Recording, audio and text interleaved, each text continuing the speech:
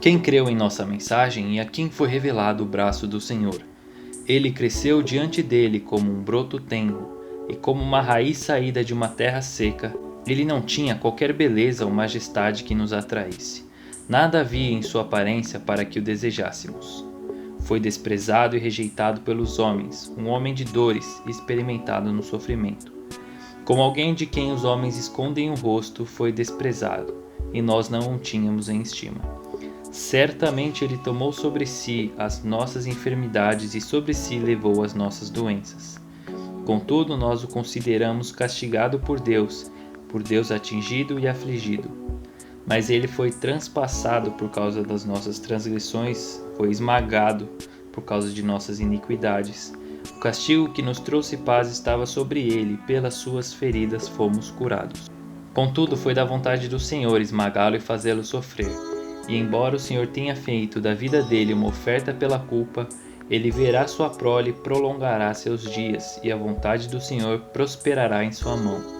Depois do sofrimento de sua alma, ele verá a luz e ficará satisfeito. Pelo seu conhecimento, meu servo justo justificará a muitos e levará a iniquidade deles.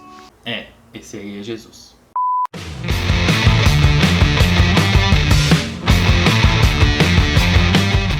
Senhoras e senhores, bem-vindos ao Reflexões de um Tolo. Eu sou o Pedro e vou trazer aqui uma reflexão sobre quem foi Jesus. Onde viveu, o que come, ou comeu, ou fez. Isso aí. Bom, Jesus foi a pessoa mais importante, tanto é que, o cara tem o tempo dividido entre antes dele e depois dele. Então, alguma importância ele tem, né? Mas, fora isso, né, isso é o mínimo, mas a importância dele é muito maior. Ele é muito maior do que apenas dividir os anos. Jesus foi o Filho de Deus. Ele foi concebido pelo Espírito Santo através de Maria, que era uma mulher virgem que deu à luz a um homem que também era Deus. Uma pessoa 100% homem e 100% Deus. E esse era Jesus. Depois de nascer, o rei Herodes ficou sabendo que haviam esses reis magos que tinham ido visitar ele e anunciavam que o rei dos judeus havia nascido. Então ele começou a caçar todos os recém-nascidos. Então eles tiveram que fugir para o Egito e acabou voltando para Israel. Depois disso, não tem alguns relatos, por exemplo, de Jesus no templo, quando ele era só um menino e ficava discutindo lá com os mestres da lei. Mas as coisas realmente começam a acontecer quando ele tem cerca de 30 anos e é batizado por João Batista, que era alguém que veio antes de Jesus para preparar o caminho. Ele pregava sobre o arrependimento e batizava as pessoas nas águas, né? Então quem se arrependia se batizava nas águas e tentava seguir uma vida sem pecado a partir dali. Então Jesus chega até ele e ele reconhece Jesus porque ele fazia aquele pré-trabalho com a intenção de abrir o caminho para que Jesus seguisse, né? E quando Jesus chega para ser batizado por ele, ele o recebe com muita honra, né? Se diz não digno de batizar Jesus, mas acaba fazendo isso, e quando ele batiza Jesus, Jesus recebe o Espírito Santo e a partir dali começa, né, todo o trabalho, né, que a gente mais vê na Bíblia de Jesus. A partir desse momento que ele recebe o Espírito Santo, ele vai para o deserto e ele faz 40 dias de jejum.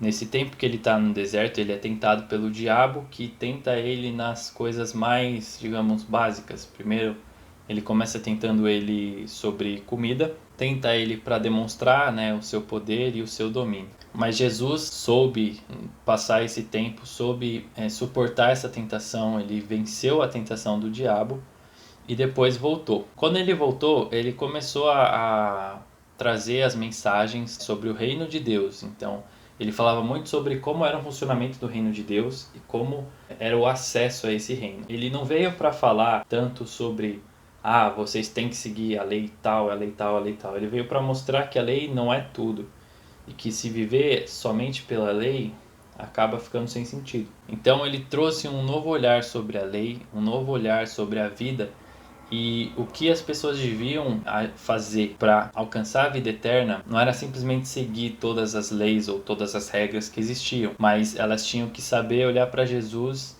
e seguir a ele, seguir a Jesus. Largar tudo que elas tinham né? Aquelas que largavam tudo o que tinham para seguir Jesus eram os verdadeiros discípulos. Ou que não necessariamente largavam tudo, mas usavam tudo o que tinham para abençoar a vida de outras pessoas. Além dessas mensagens, Jesus fez diversos milagres, expulsando demônios, curando pessoas paralíticas, com hemorragias, cegas e diversas coisas.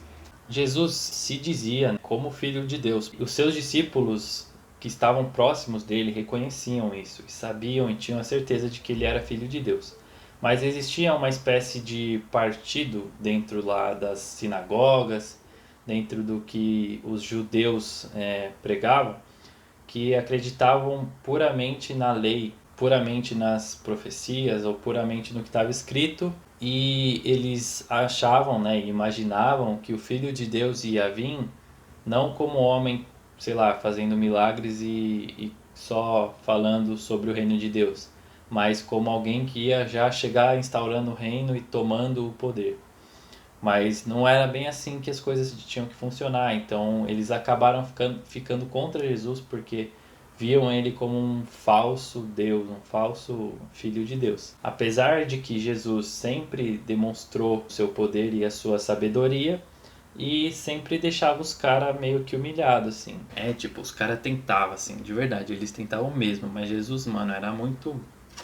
Ele não caía em nenhum. Mas fazia parte do plano de Deus que Jesus chegasse no ponto do sacrifício. Então, ele chega num dia e ele fala para os seus discípulos, né, quando vai fazer aquela última ceia, ele fala assim: um de vocês vai me trair, porque Jesus já conhecia o plano. Ele não chegou aqui e foi tudo novidade. Ele sabia tudo o que ia acontecer, ele sabia qual era o plano de Deus e como as coisas iriam se passar, né, na vida dele, quem ia fazer o quê. Então, sei lá, né, imagina a tensão do cara. Tipo, você tá lá assim com Jesus e ele fala que sabe quem vai fazer a caca e se você vai fazer a caca, você... Tipo, como é que você ficaria? Meu...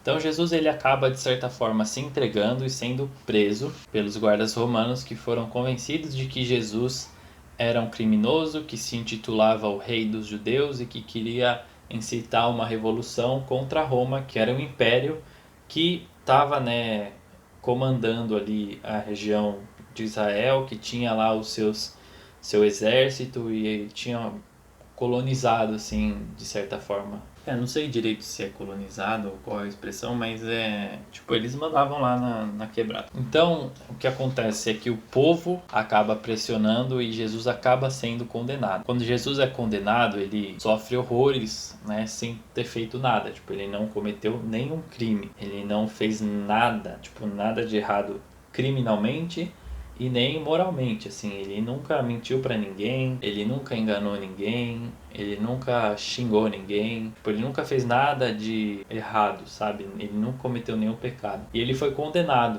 como se fosse um criminoso. Então ele foi levado, apanhou muito, né? Colocaram uma coroa de espinhos, teve que levar a própria cruz até o lugar onde ele foi crucificado. Aí ele foi crucificado e morreu. Quando ele morreu, aconteceu um negócio, aconteceu um bagulho doido assim, tipo, o céu fechou, começou a fazer uns barulhos, uns ventos assim, e o véu do negócio lá rasgou e nossa, tipo, isso tem um significado muito da hora, mas não para esse vídeo.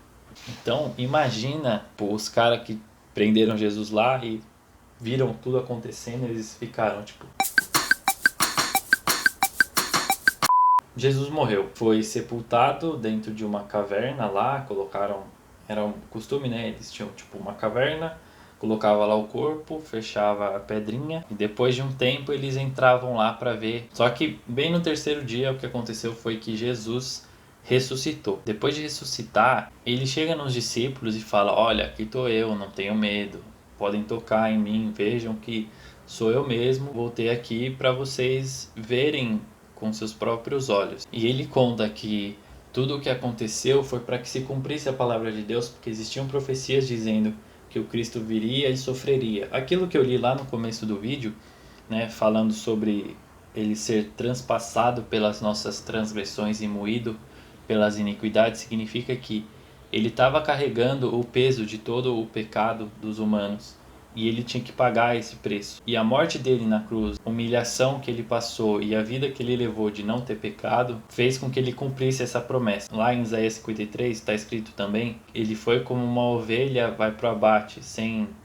reclamar. A ovelha não reclama, mas assim, sem reagir, sabe? Ele foi de boa. E após dizer que ele cumpriu isso, ele diz para que seus discípulos, né, contem as boas novas do Evangelho, que Jesus veio e morreu pelos nossos pecados para que a gente seja salvo, justificado, para que a gente possa viver uma vida em comunhão com Deus. E depois disso tudo, ele ascendeu aos céus. Então, ele abençoou os seus discípulos que estavam ali com ele e,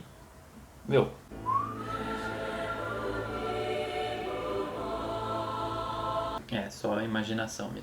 E basicamente isso conta a história da vida de Jesus. Claro que aí fica faltando, né, explicar alguns termos, como eu disse, sobre justificação, comunhão com Deus e essas coisas. Mas próximo vídeo vai ter mais coisa, então já sabe, dá aquela inscrevida aí, fica de olho no canal e vai vendo a construção. É legal construir as coisas e entendendo, quer dizer, eu acho legal. Então é isso, galera, valeu por assistir o vídeo até aqui.